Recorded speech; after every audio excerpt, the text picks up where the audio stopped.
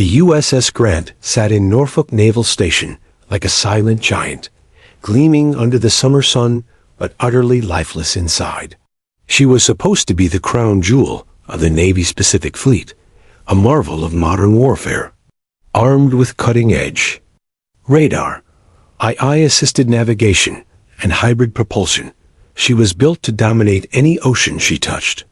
But now, she couldn't even leave the dock dot. It started with minor glitches. A flickering light panel, a delay in the targeting system, a strange whir in the engine. Then, one by one, the systems collapsed like dominoes. Communications failed. Radar blacked out. The propulsion system locked itself in standby mode and refused to reset. Even internal diagnostics returned errors, or nothing at all. The Navy panicked. They called in the best. Elite engineers from Raytheon, Lockheed, and DARPA. Civilian contractors worked alongside Navy tech officers. Millions were poured into rapid response teams. Laptops littered the deck. Diagrams papered walls. Men and women in uniform argued with men and women in suits. Some blamed faulty firmware. Others blamed hardware sabotage. More than one officer whispered the word cybernetic behind closed doors. Admiral James Crowley stood at the helm of this chaos, watching a disaster unfold from the control tower. At 59, Crowley had spent his life building a reputation as a steady hand under pressure. But this was something else entirely. He didn't sleep. He barely ate. He paced the ship daily, studying the team's progress, waiting for someone to give him good news. But each day brought more confusion. Every fix made things worse.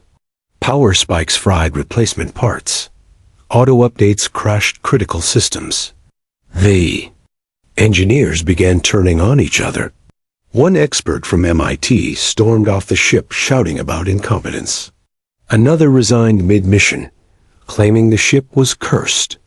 The only thing everyone agreed on: the USS Grant had a problem no manual could solve. One evening, Crowley sat alone in his office, buried in a stack of failed reports. His eyes fell on a sealed red folder buried deep in the cabinet, marked classified, disavowed personnel. It was supposed to be shredded years ago, but something in his gut had told him to keep it. He opened it.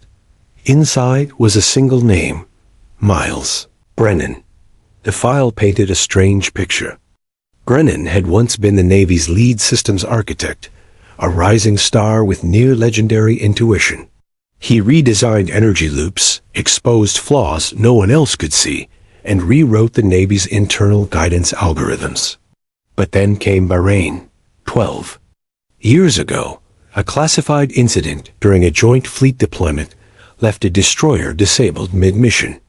Brennan insisted the problem was due to a hidden vulnerability in the software, but senior officials blamed him for unauthorized modifications.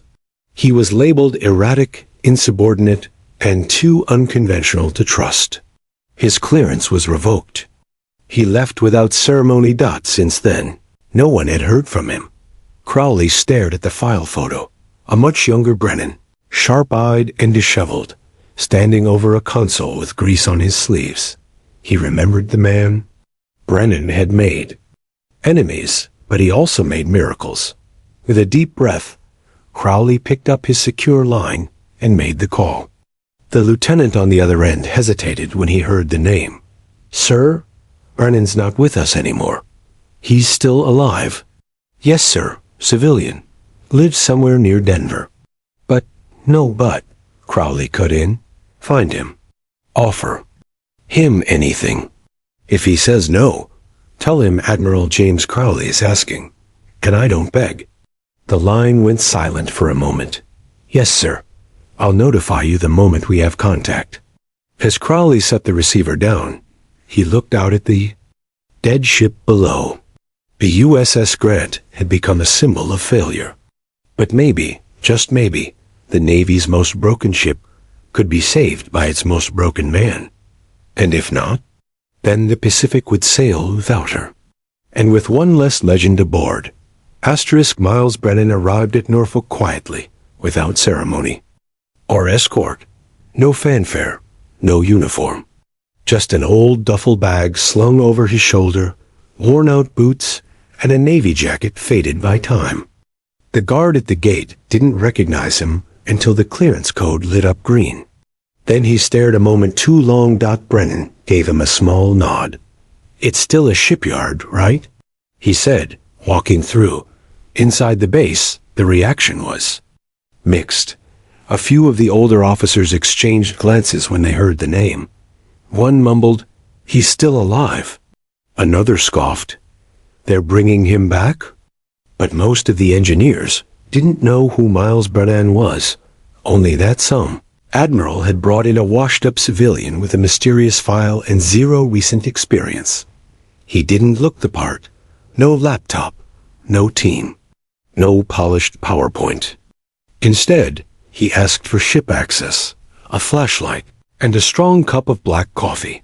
They gave him all three, while others crowded control rooms filled with blinking screens. Brennan stepped aboard the USS Grant like a man walking into a church. He touched the steel hull as he entered. "Still warm," he muttered. A young systems tech followed him curiously. "Are you doing an inspection, sir?" "No," Brennan replied, eyes focused ahead. "I'm listening." He didn't start with the bridge or the engine room. He started with the oldest access tunnels below Deck 3, spaces no one had visited in months. He crawled through conduits. He opened outdated junction boxes. He peeled back insulation with his bare hands. And when the Grant groaned as the wind shifted over the harbor, he paused and listened closely. Up top, the lead engineers watched his movements via camera feeds. "What is he doing?" one asked. "Wasting time," another replied. "Maybe he's lost," someone joked. Laughter followed, but Admiral Crowley didn't laugh. He stood quietly in the corner of the operations room, arms crossed, watching Brennan work. That night, while the engineering team ran yet another software simulation, Brennan returned to the ship's core generator, the compartment everyone assumed had already been cleared. But something had been bothering him. The whine, the irregular flicker, the faint heat around relay conduits that should have been cold. He knelt beside a data port and opened the panel. There, in the lowest quadrant, was a sequence of hand-labeled wires wrapped around a small auxiliary loop. Nothing in the blueprints showed it, not added by the current team, not in the latest schematics. A vestige from a prototype redesign nearly 8 years ago. Brennan stared at it in silence. "Son of a..." he whispered. It wasn't sabotage.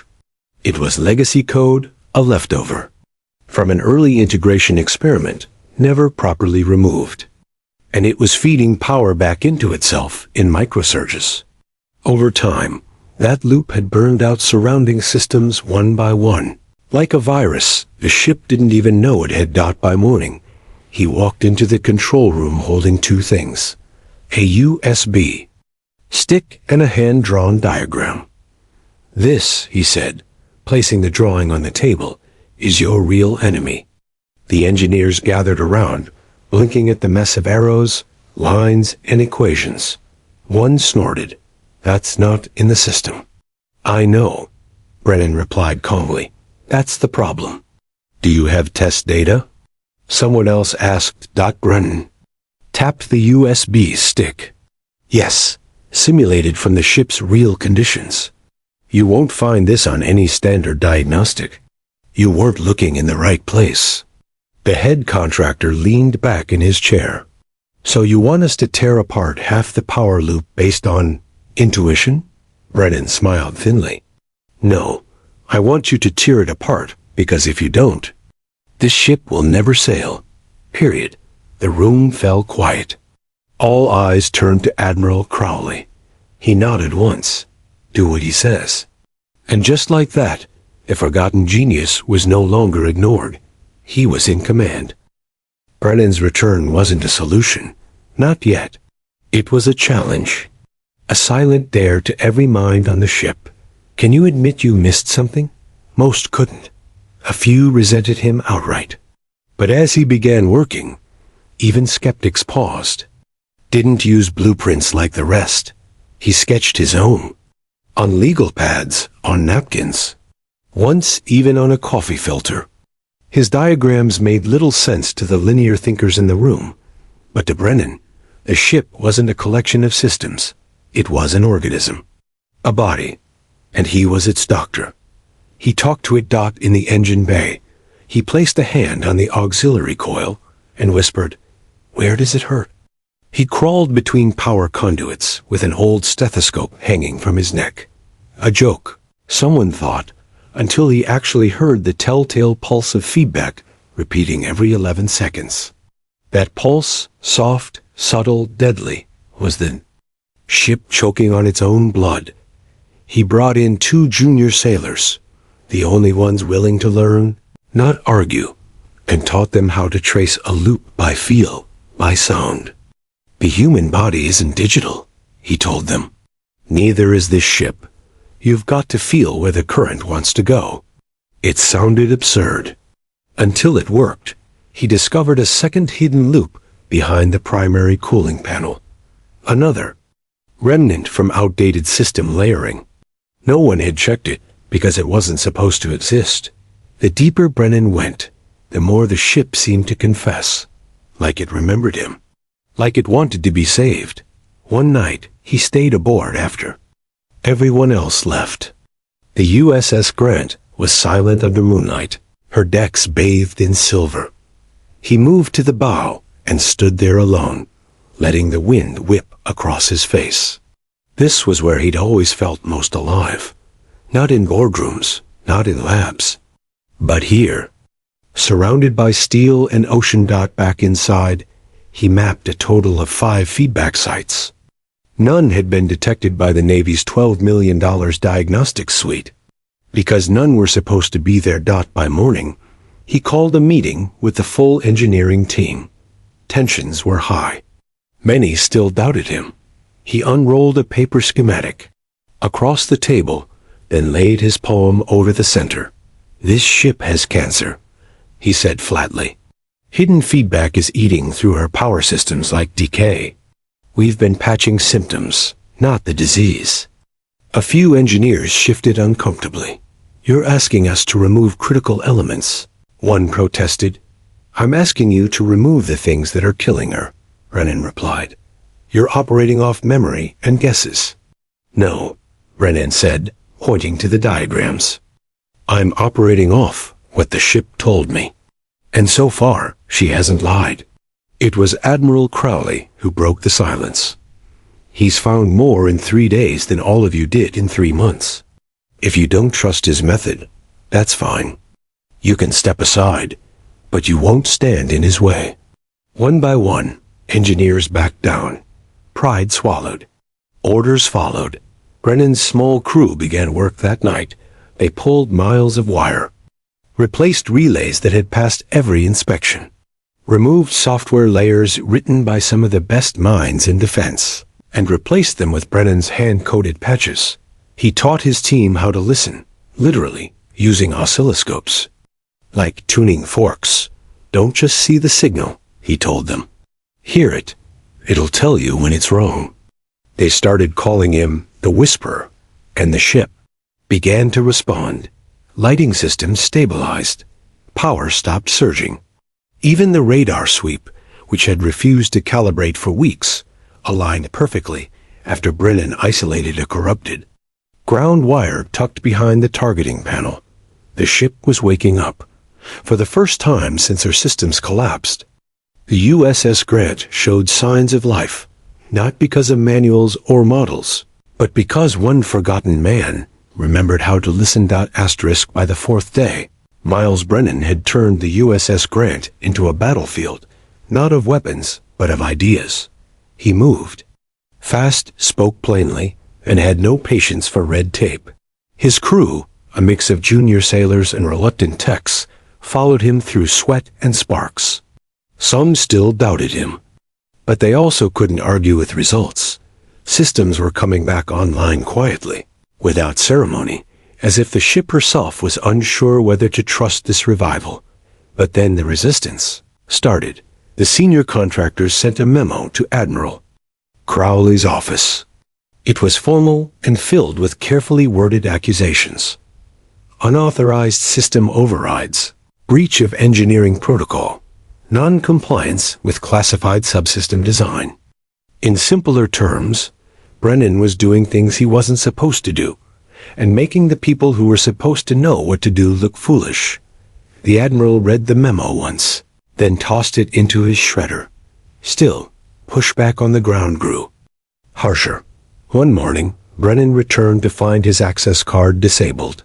He climbed through a maintenance shaft to get in anyway. When confronted, he simply said, "I don't need clearance to save her. I just need time." He got it barely. Meanwhile, something strange began happening among the crew. The same junior techs who once snickered behind his back were now copying his techniques. A few engineers who had written him off quietly joined his late-night inspections. Some even admitted they'd started hearing what he described, the faint pulse of misrouted energy, the wrong hum of a working system. Brennan didn't gloat. He didn't need to. Instead, he focused on the ship's main problem, a legacy feedback loop tied into the control grid. It wasn't just damaging power flow, it was compromising synchronization across the entire ship. Navigation systems misfired. Fire control radars blinked out. Communications drifted in and out like a ship lost in fog. To fix it, Brennan proposed something radical. Disconnect the control grid from its automated safety interface. The engineers exploded. That's classified architecture. You'll trigger failsafes. We could lose the whole grid. You'll be court-martialed if this goes wrong. Brennan calmly rolled out a chalkboard and began drawing loop after loop, circuit after circuit. For 30 minutes, he walked them through the problem like a surgeon explaining how a tumor wraps around a vital artery. It's not the loop that'll kill her, he concluded. It's your fear of cutting it. A long silence filled the room. Then Admiral Crowley, who had sat listening at the back, stood up and walked forward. He looked at the board, then at Brennan. "Do it." "But sir, I said do it.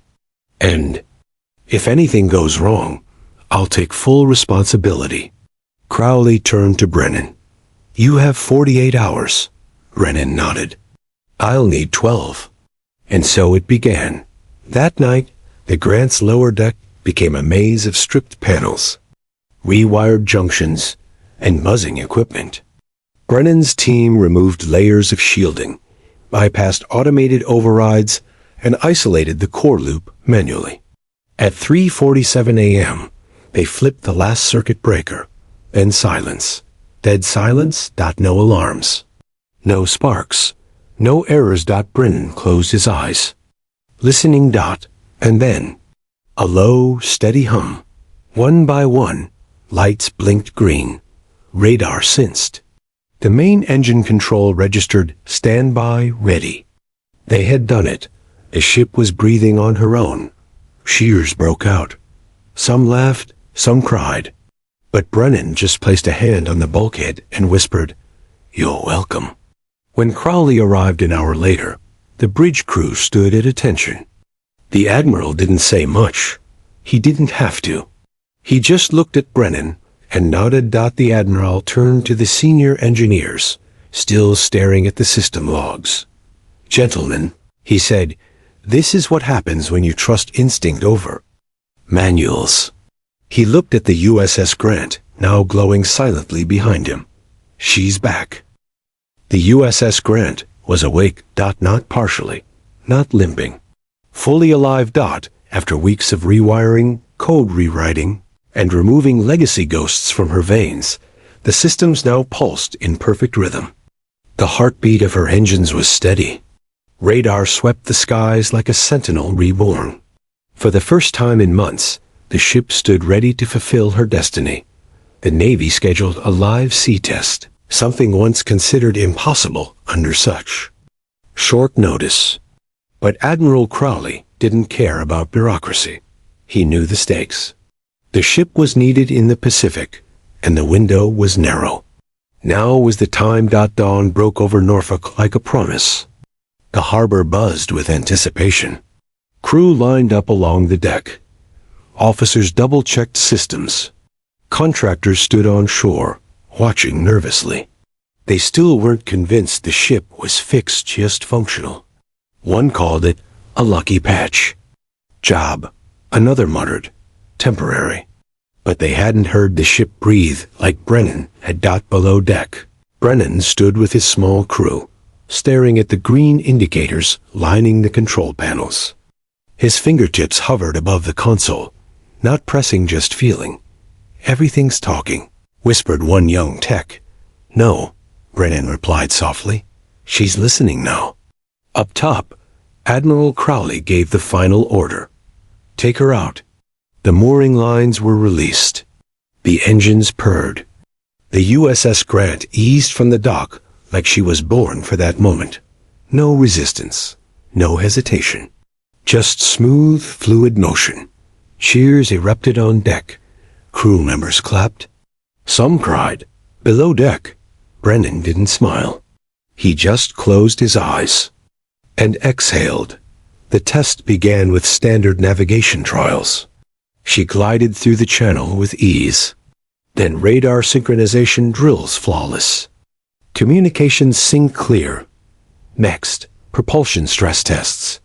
They pushed her to 85% thrust.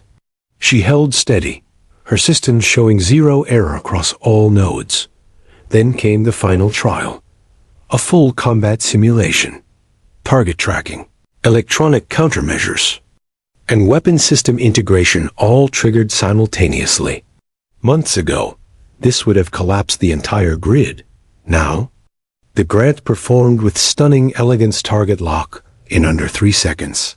Electronic defense stable, and weapons interface responding without delay.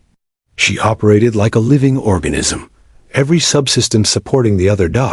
It was beautiful. On shore, the engineers watching telemetry feeds sat in stunned silence. "How's that possible?" One whispered. "No lag?" said another. "There's always some lag. Did we even design that behavior?" Crowley listened to their confusion without a word. He wasn't looking at the screens. He was watching the ship alive and gliding into open sea like a legend reborn. By the time the Grant returned to port, the Navy knew. Every office, every command post, every admiral who had doubted now had no choice but to believe. She was back, and she was better than ever. Brennan stepped off the ship quietly. No interview, no handshake, no award ceremony. Just the same worn duffel over his shoulder, and a notebook filled with unreadable sketches under his arm. Crowley found him near the main gate, looking up at the sky. "You're leaving already?" The Admiral asked. "She's fine now," Brennan sighed. "You could stay," Crowley offered. "I could bring you in officially. Full clearance. You'd never want for anything again." Brennan smiled faintly. "That's the problem. I don't want." He shook Crowley's hand firm. "Final. You trusted me when no one else would. That's all the pay I'll ever need." Then he walked away, disappearing into the crowd of civilians beyond the gates, just as quietly as he had arrived. By the time the Navy's upper brass sent a request for formal debriefing, Brennan was gone. No forwarding address, no official signature, no bank account deposit to trace. But aboard the Grant, they knew. Every crew member had felt it. The shift, the change, the return of something sacred. She wasn't just repaired, she had been reborn. By the hands of a man who saw her not as code and steel, but as soul and silence. Asterisk after the USS Grant left the harbor fully operational, something changed, not just in the ship, but in the Navy. Her flawless performance during trials stunned Washington. Systems that had failed for months now ran seamlessly. Engineers who once doubted now stayed quiet. Reports framed the success as a restructured integration strategy. No mention of Brennan. No press release. No recognition. And yet, his name whispered through every corridor like ghost wind. Among the sailors, they called him the Whisperer, or the Ghost Chief. Officers used his hand-drawn schematics like sacred texts. Junior cadets began taping copies of his system sketches inside their lockers. Even at the Pentagon, a quiet murmur began to grow. Who fixed the Grant? No one would answer.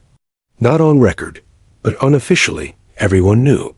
A man long erased from Navy protocol, pulled from obscurity, had done in 10 days what the most advanced minds couldn't in 3 months. Admiral Crowley received 2 calls from the Secretary of the Navy and 1 from the President's Chief of Staff. They wanted more information. They wanted Brennan back. They wanted to study his methods, have him train others, maybe even offer a consulting position. Crowley gave them all the same answer. He's gone. And he was no one saw Brennan leave. He slipped away before sunrise 2 days after the final systems. Check. No goodbye, no forwarding address. Just a folded piece of paper left on the Admiral's desk. She's whole now. Keep her that way. I still like the sea better when it doesn't talk back. B? His trail vanished into the mountains outside Denver, but Brennan's presence kept echoing at the Naval Academy in Annapolis. A professor added a new case study to his advanced systems engineering syllabus. Uncatalogued signal feedback. Grant incident. Students debated the case fiercely, unaware that the original solution had been scribbled on a coffee filter in San Diego. A recruit rewired a faulty targeting array on a training vessel using Brennan methodology, an unofficial term for intuitive diagnostics and physical system mapping. The ship's commander, a career tech officer, quietly requested all of Brennan's declassified files, but most of them no longer existed. In Pearl Harbor, a senior radar technician swore he heard a hum he couldn't explain. Instead of writing a maintenance ticket, he traced the entire circuit manually, just like Brennan would have. He found a degraded coupling and fixed it before failure. He left a sticky note on the panel. WWB. What would Brennan do? Then there were the sightings. Someone claimed to have seen him in a hardware store in Boulder, looking at copper wire. Another said he passed a man on a hiking trail in Idaho, drawing on a notepad filled with mechanical schematics. Always alone. Always gone before anyone could be sure. Reporters got curious. One podcast titled The Ghost of the Grant ran for 4 episodes before being pulled. Too many classified details. Too many dead ends. But Brennan wasn't chasing credit. He never had. And those who worked beside him during those strange, sleepless days aboard the Grant never forgot. They remembered how he talked to the ship like it had a soul. How he found answers in silence, not sensors. How he didn't need a degree on the wall to see what was broken and how to heal it. Some say he was a genius. Others say he was simply someone who gave a damn about the machine, about the mission, about listening when no one else would. But to those who walked the steel decks of the Grant after she came alive again, one truth echoed louder than any sonar ping. He was the man the ship trusted. The USS Grant returned from its first classified mission 6 weeks after restoration flawless, undetected, and 1 day ahead of schedule. Her systems held under electromagnetic interference, a simulated missile strike, and the crushing pressures of deep-sea maneuvering. Every officer aboard submitted glowing reports. Washington was stunned. One admiral called it a technological resurrection. Another called it unexplainable. But Admiral James Crowley knew exactly how it had happened. And so, on a quiet Friday morning, deep within the Pentagon, Crowley organized a small, closed-door ceremony. No media, no uniforms. Just 12 chairs, a folded flag, and a small velvet box. The Navy Distinguished Civilian Service Medal. The award had been prepared years ago, before Brennan's fall from grace.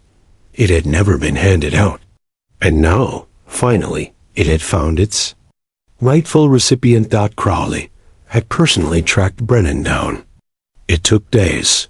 The man had no phone, no email, no online footprint. He found him in a town north of Boulder, Colorado, working under the hood of a rusted Jeep, sleeves rolled up, grease on his hands, and a thermos of black coffee nearby. I figured you'd find me, Brennan said without turning. You always had a better memory than the system. Crowley chuckled. Still talk to machines more than people? They're more honest. The Admiral got to the point.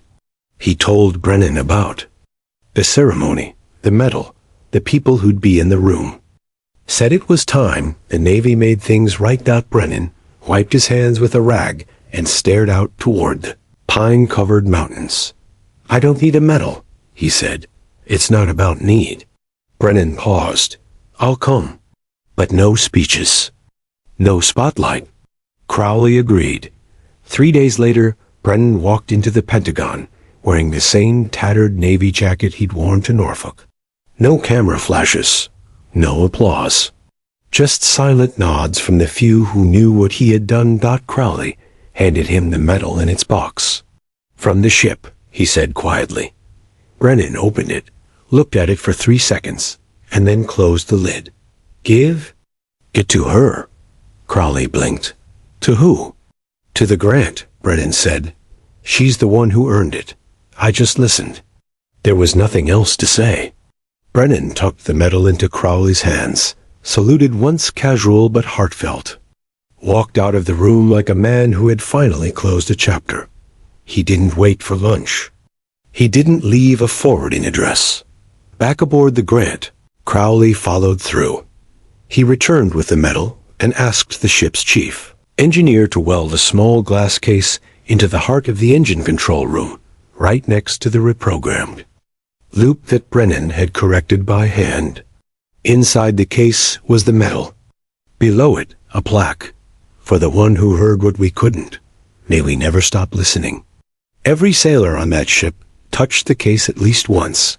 It became tradition, an unspoken right.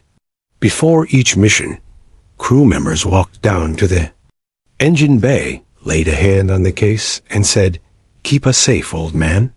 Some even swore the ship's systems ran smoother afterward. At the Naval Museum in D.C., visitors would later find a small exhibit on forgotten warship innovations. No mention of Brennan, no photos.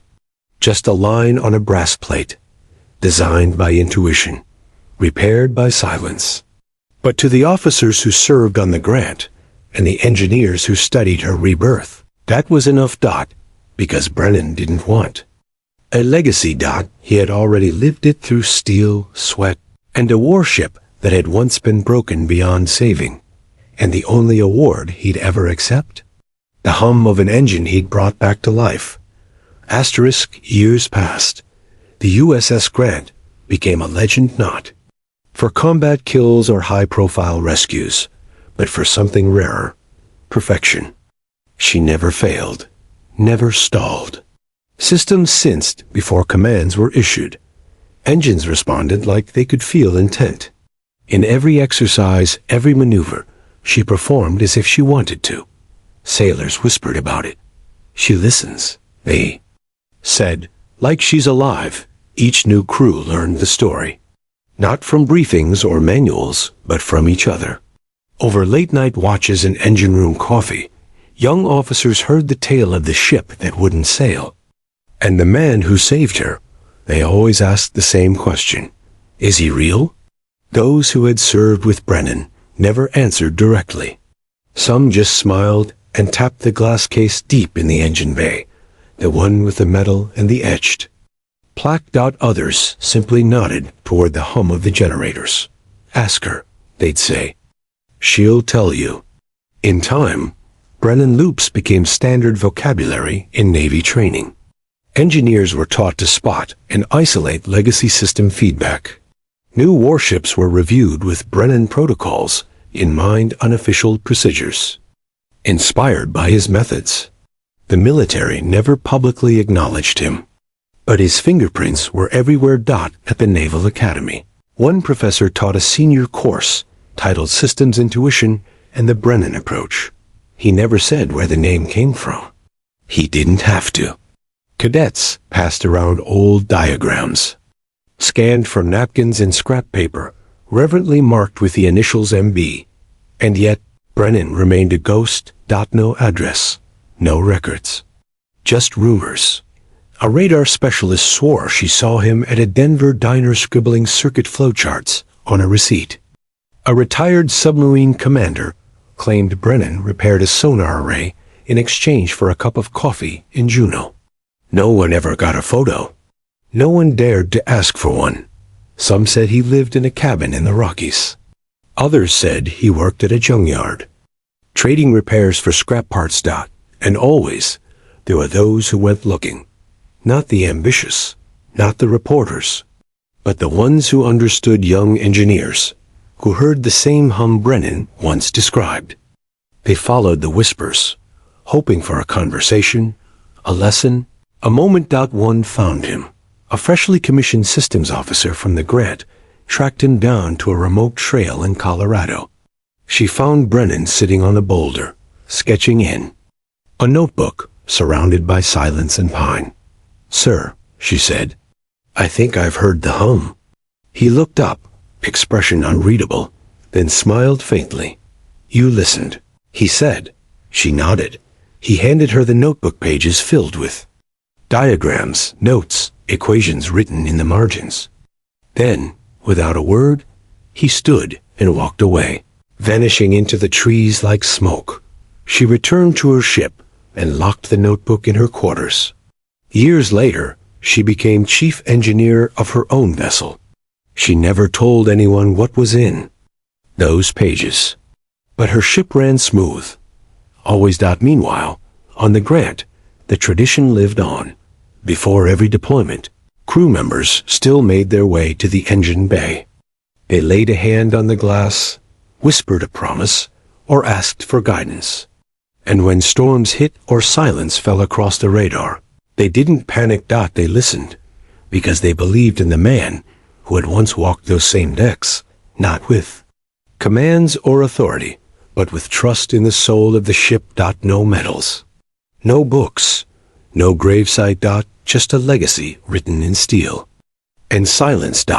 And somewhere, far from the Navy, in the cold air of the Colorado wilderness, a man with grease-stained hands and a weathered face listens to wind passing through the trees.